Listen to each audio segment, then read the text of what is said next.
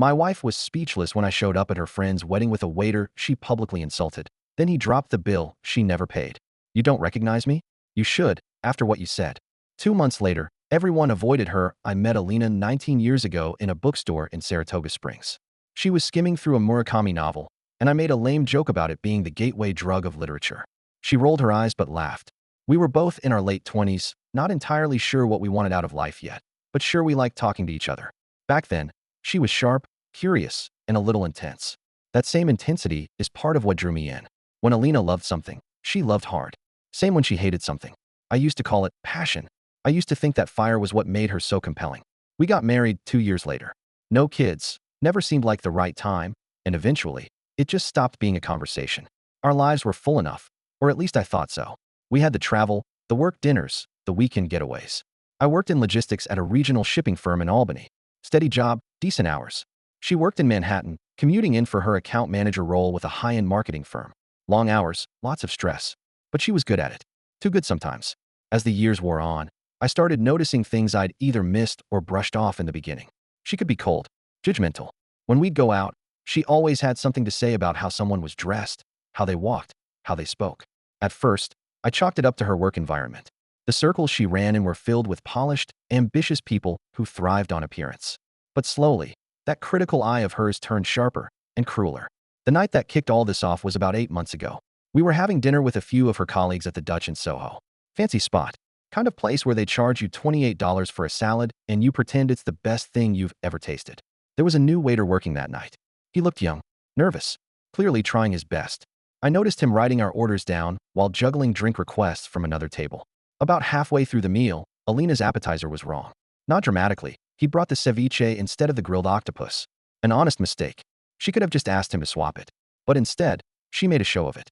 You must be new, she said, loudly enough for the whole table to hear.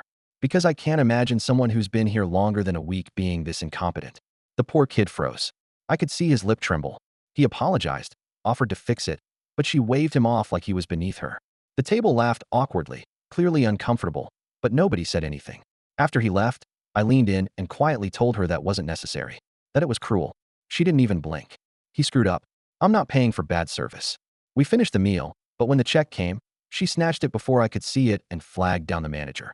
5 minutes later, we were leaving, with the bill unpaid. She told me they copied it to keep the peace. I hated how that felt, that we'd gotten away with something, that someone else had to absorb her behavior.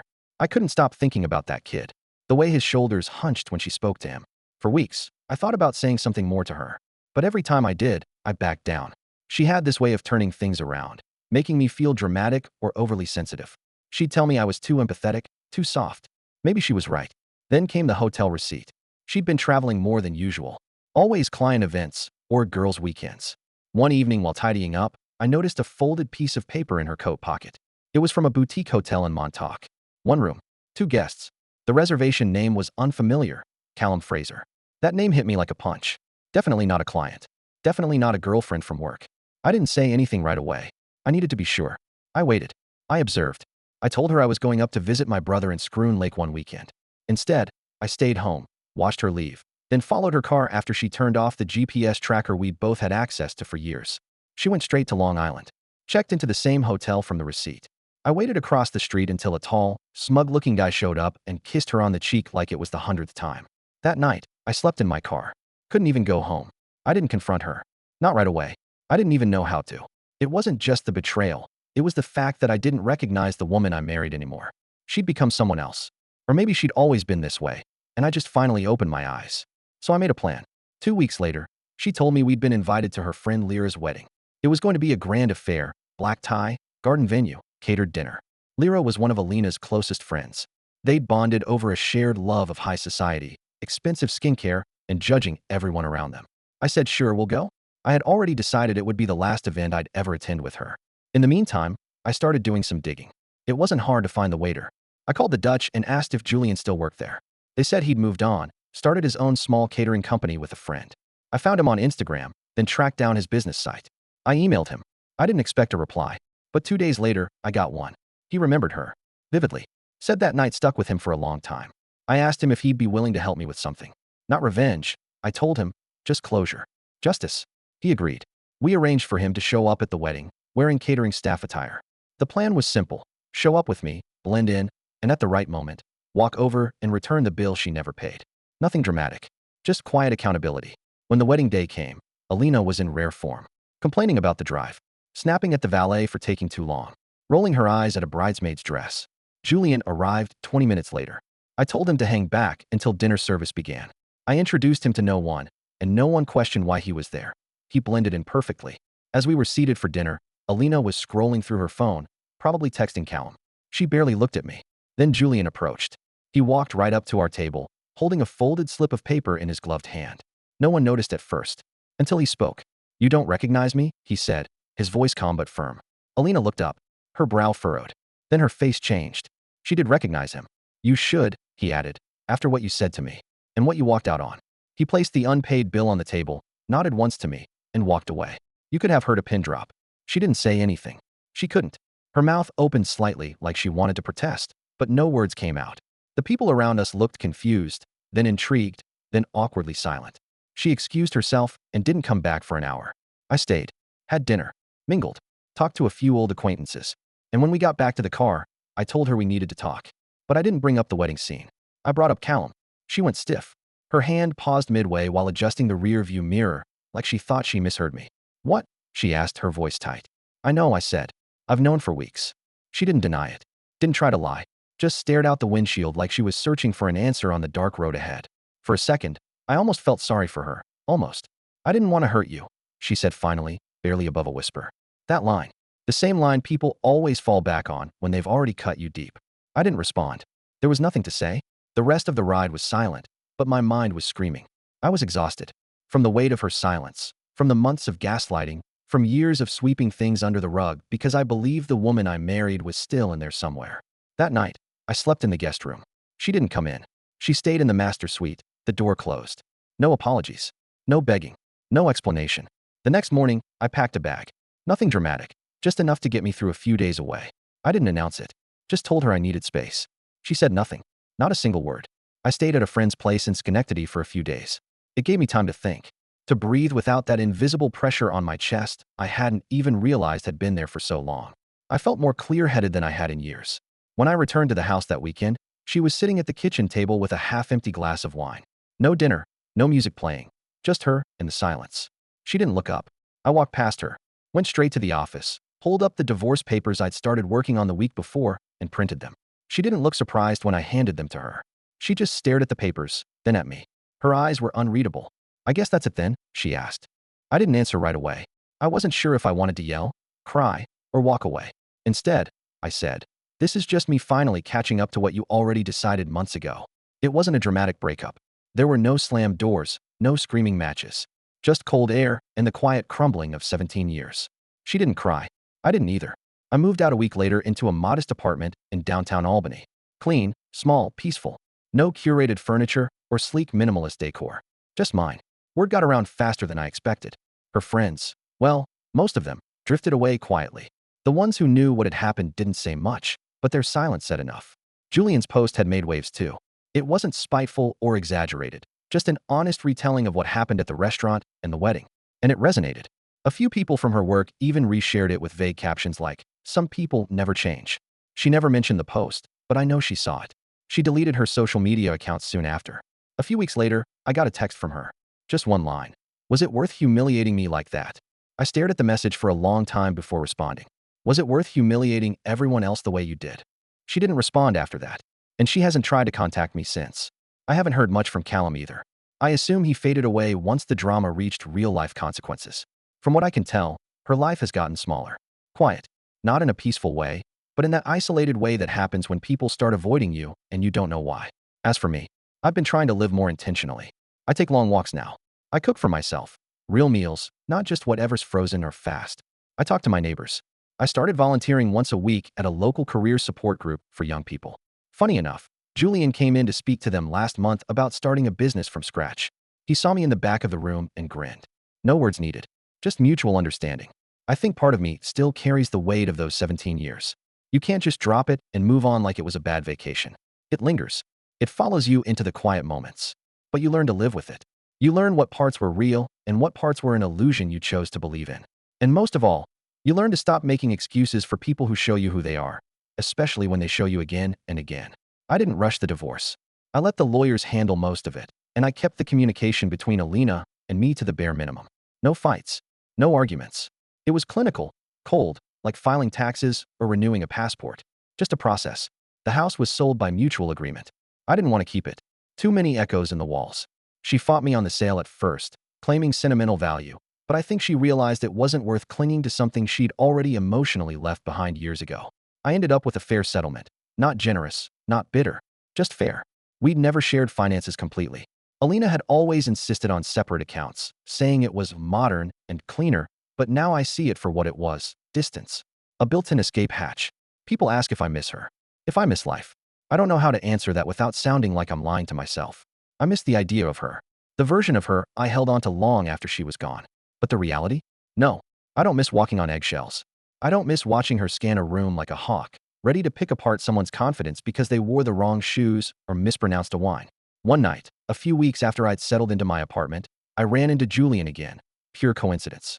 I was sitting outside a small jazz bar in Troy, sipping a bourbon and writing in a notebook. He walked by with a friend, recognized me, and waved. He ended up joining me for a drink. We talked a bit about the aftermath, how his social post had reached people we hadn't expected. I didn't think anyone would care, he said. I just needed to get it off my chest. Sometimes that's all it takes, I said. He told me he'd gotten dozens of messages from other servers, retail workers, even interns, people who had stories just like his, people who had crossed paths with someone like Alina. They didn't need revenge, just acknowledgement, proof that the cruelty didn't go unnoticed forever. He also told me something else.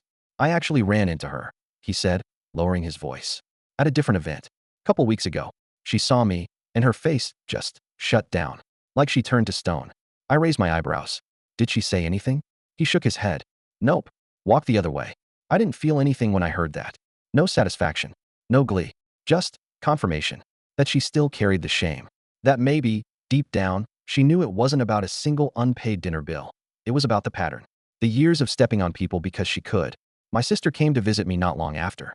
She brought over a homemade lasagna and a few of my old photo albums that I'd left behind at the house. We sat in my small kitchen and flipped through pictures of holidays, vacations, birthdays long gone. There was one photo that caught my eye. Me and Alina on a beach in Nova Scotia, smiling, wind blowing her hair across my face. She looked genuinely happy. My sister watched me stare at the picture.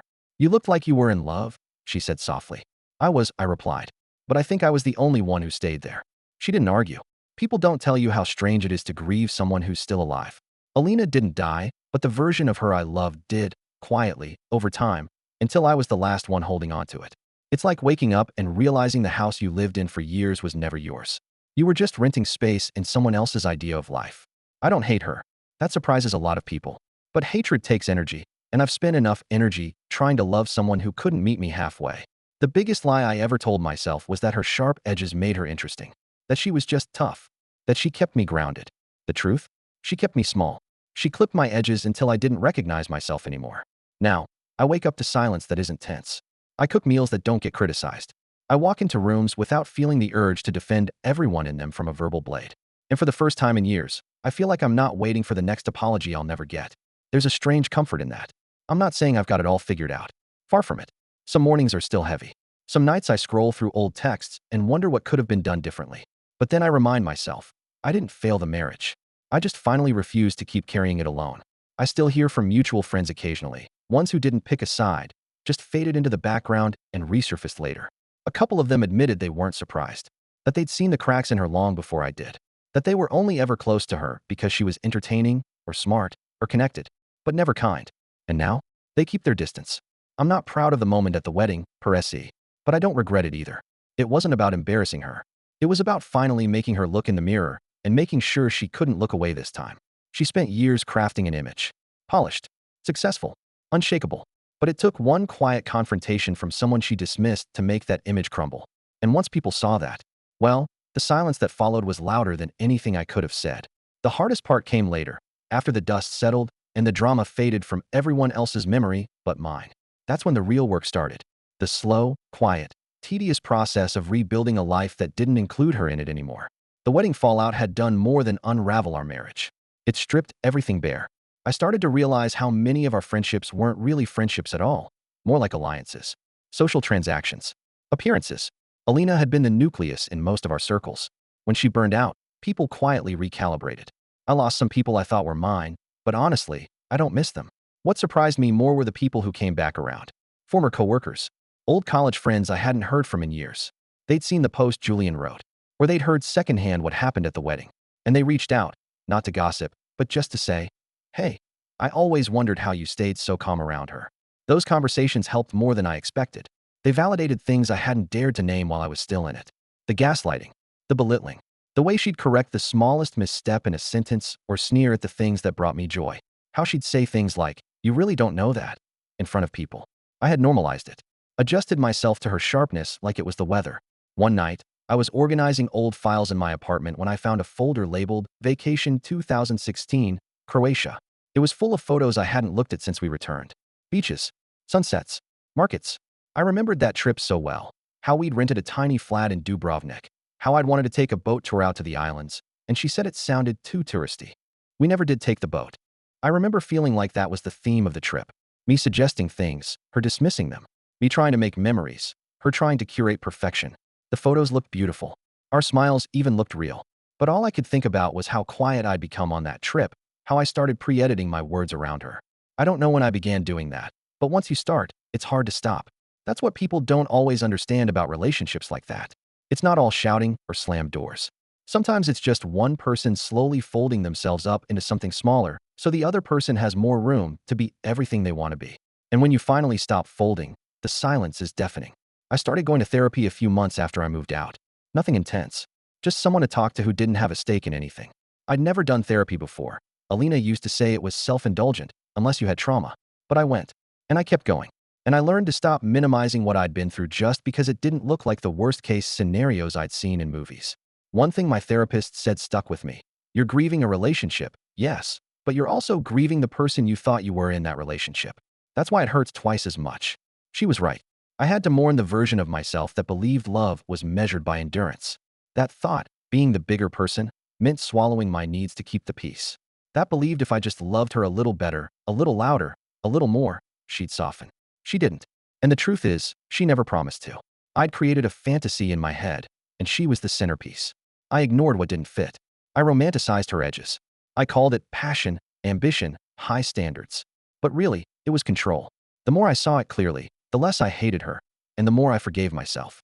One evening, a mutual friend, I'll call her Serena, invited me to a small dinner. Just a few people from our old circle, nothing dramatic. I hadn't seen Serena since the divorce. She'd stayed neutral throughout, which I respected. I hesitated, then agreed. The dinner was relaxed. A backyard grill, some wine, easy conversation. Nobody brought up Alina until halfway through the night, when Serena quietly said, "She's not the same since you left." I didn't bite. Serena went on. "I mean it. She's withdrawn. She doesn't go out much. I think she thought people would rally around her after everything. But they didn't." I nodded, but didn't say anything. "I think," Serena added, "she expected you to chase her. That you always would." That hit harder than I expected. Because for a long time, I would have. If I'd found out about the affair a few years earlier, I might have tried to fix things. If she'd cried that night after the wedding, I might have taken her back. If she'd said, "I'm sorry," and meant it, really meant it, I probably would have forgiven her. But that's the thing about damage. Once you see the cracks clearly, you stop trying to paint over them. Serena smiled gently. "You look lighter, Howard. Happier." And I realized she was right. I didn't even recognize the version of myself I used to be. Tense, apologetic, constantly anticipating an explosion that might never come, but always felt 1 second away. Now, when I come home, there's no tension in the walls. No passive-aggressive signs. No critical glances. Just quiet. Real quiet. I don't have all the answers. I don't even know if I handled everything perfectly. But I know I'm finally living in a life I chose, not one I kept holding together with duct tape and denial. I've started dating again. Not seriously, just meeting people, talking. It's strange, being back in that world at 47. But it feels different now. I'm not searching for someone to complete me. I'm just seeing what it feels like to be known without being edited.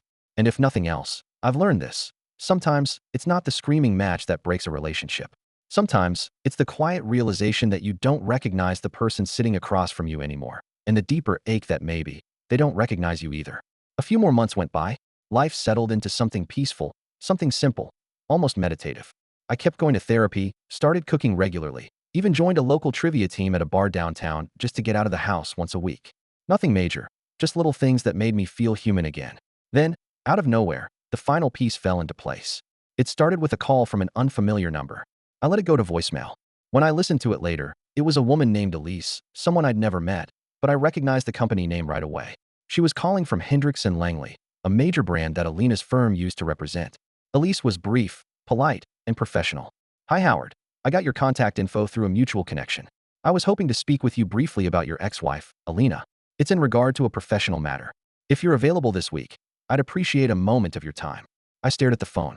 Part of me wanted to delete the message and move on, but curiosity got the better of me. I called back the next morning. Elise didn't waste time. She explained that her team had recently been reviewing partnerships and proposals Alina had handled. Nothing scandalous at first, just a standard audit. But as they went deeper, they found inconsistencies, reports that didn't match, expenses that weren't filed properly, and, most notably, clients who'd quietly ended contracts due to Alina's conduct. "She was abrasive," Elise said carefully. "I'm sure you're aware." I chuckled under my breath. "She was much more than abrasive," I said. Elise paused. "Would you be willing to speak with our internal team? Strictly confidential. Just for background." I thought about it. I wasn't out to destroy Alina's career. That was never the goal. But she had coasted for so long on charm and intimidation, built a whole persona around her sharpness. If that mask was cracking, maybe it was time someone told the truth behind it. So I said yes. The conversation with their internal team lasted about 30 minutes. I was calm, factual. I didn't embellish anything. I told them about her treatment of service staff, her unwillingness to take accountability, and the public incident at the wedding. I mentioned that several people had reached out after the post Julian wrote, corroborating similar behavior from her in other settings, meetings, events, pitches. Nothing that could be used legally, but enough to paint a picture. They thanked me, said it was very helpful. I didn't hear anything for a while after that, and I didn't really expect to. But a month later, I got an email from Serena. Subject: "You might want to see this." It was a screenshot. Alina's company had quietly updated their website. Her name was no longer listed. I checked LinkedIn. She was still there, but her job title had been removed. A week later, her profile went dark completely. Another mutual acquaintance confirmed it. She'd been let go. No fanfare. No press release. No scandal. Just a silent exit. It was perfect.